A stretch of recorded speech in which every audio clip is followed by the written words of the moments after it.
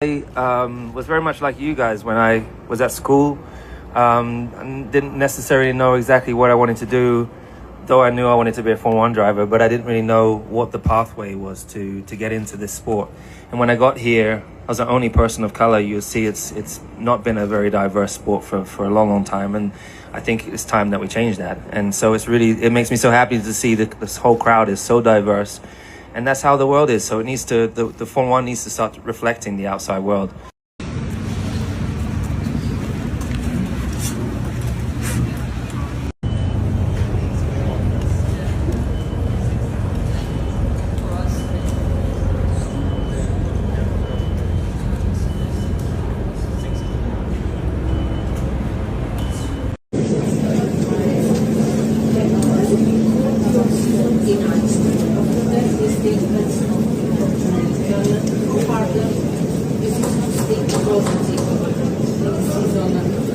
You've always approached racing and teamwork with a we win and we lose together approach.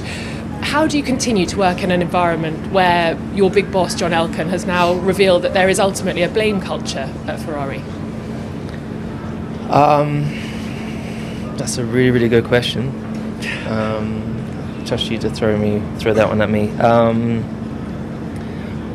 I mean, I don't feel like there's a blame culture here. I think, look, we're all in the same boat. Ultimately, we all have to take accountability and responsibility. Absolutely all of us, and every single one of us have to play our part.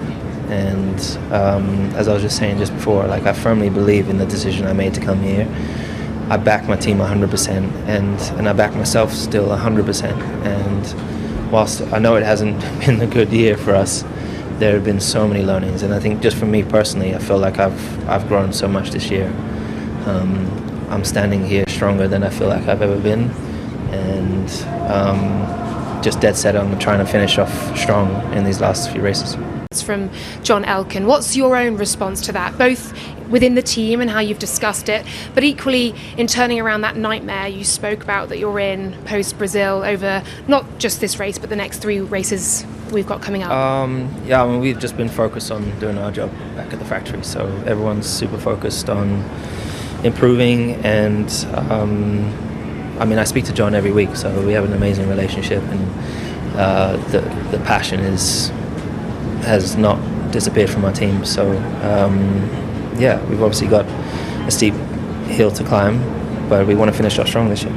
In Brazil, you called your season a nightmare. After that, the statements of John Elkann. How hard is it to stay positive in a season like this for yourself, for the team? I mean, it was very difficult at some points during the year, but I think I'm really, I feel like I've surprised myself in terms of resilience. I still feel very, very positive. I still feel very determined, very dedicated to the challenge that we have, and I just really see that every challenge that we have is an opportunity to learn and grow.